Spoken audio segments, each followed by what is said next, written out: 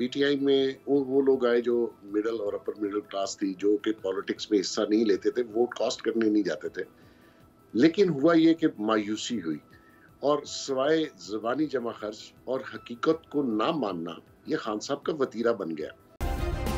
Subscribe کریں اور بیل دبائیں تاکہ کوئی خبر رہ نہ جائے۔ اچھا محسن بیگ صاحب، آپ سے میں نے سوال کیا تھا پی ٹی آئی کے بارے میں، اور آپ نے اس پہ کہا کہ جی لوگ بڑے مایوس ہوئے ہیں، اور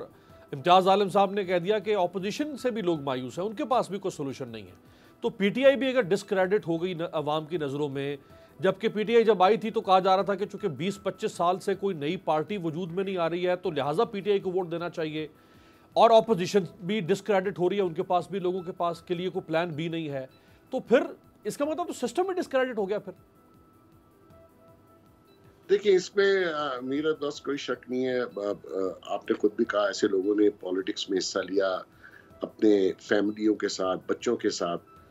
خان صاحب کے جلسوں میں۔ پی ٹی آئی میں وہ لوگ آئے جو مڈل اور اپر مڈل کلاس تھی، جو کہ پالیٹکس میں حصہ نہیں لیتے تھے، ووٹ کاسٹ کرنے نہیں جاتے تھے،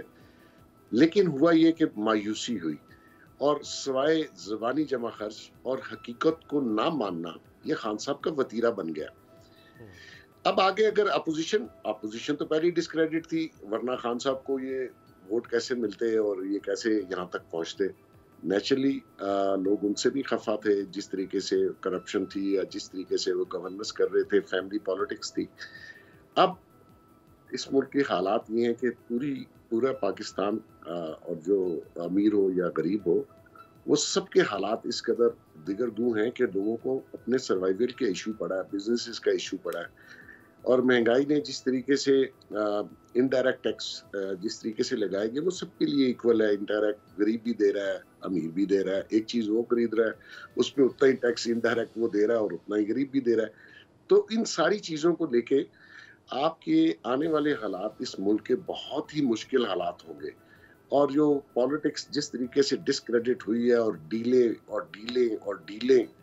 ہر پولیٹیکل پارٹی اس چکر میں ہے کہ مجھے کہیں سے فون آ جائے، میرے ساتھ کوئی ڈیل بن جائے۔ یہ جو طاہر خلیل صاحب کی سٹوری آپ ڈسکس کر رہے ہیں وہ یہی چیز جی، کہ اب آپ جیسے جنرل صاحب نے کہا کہ آنے والے حالات میں اگر فرض کریں آج اگر اپوزیشن کو گورنمنٹ دی جائے یا اپوزیشن کی کسی ایک جماعت کو دی جائے تو وہ کیا کر لیں گے؟ وہ بھی کچھ نہیں کر پائیں گے۔ یہ تو پولیٹیکل سٹیبلٹی آنے والے دنوں میں مجھے تو نظر نہیں آتی، کیونکہ یہ سارے ایک دوسرے کے خلاف لگے رہیں گے، ہر شخص چاہتا ہے میں آ جاؤں۔ تو یہ آنے والے حالات جو ہیں وہ اگر سب نے مل کر اگر کوشش نہ کی اس ملک کے حالات کو بہتر کرنے کی، اور اس ملک کی اکنامیکل جو سچویشن ہے، اکانومی کے جو حالات ہیں، اگر اس کو آپ نے بہتر نہ کیا، یہ ملک کلیپس کر جائے گا۔ یہ 22-25 کروڑ لوگ جو ہیں ان پرسنانے حال پہلے نہیں ہے۔ اگر کوئی ایسے مشکل حالات آئے تو مجھے تو لگتا ہے یہاں پہ ایک دوسرے کو پہچاننا نہیں لوگوں نے، کیونکہ ان پولیٹیشنز نے جس طریقے سے اس ملک کے حالات خراب کیے اور کچھ اور قوتوں نے بھی کیے، لیکن اب ہم اس سٹیج پہ ہیں یہ ایز اے کنٹری جہاں پہ ہمارا سروائیول بہت ہی مشکل نظر آ رہا ہے۔ تو سب اگر مل جائیں اس ملک کی خاطر اور عوام کی خاطر، دیکھیں آج تک امیر باز صاحب کوئی شخص، کوئی گورنمنٹ، کوئی پولیٹیشن پارٹی، کوئی پولیٹیشن عوام کو مد نظر رکھ کے فیصلہ نہیں کرتا۔ اگر کرتا ہوتا تو خان صاحب نے دیکھے جو پہلے دن سے اقدامات کیے وہ عوام کے خلاف کیے، عوام سے تو پوچھا نہیں۔ پارلیمنٹ میں جو لوگ عوام اپنے نمائندوں کو بھیجتی ان سے آپ نے پوچھا ہی نہیں،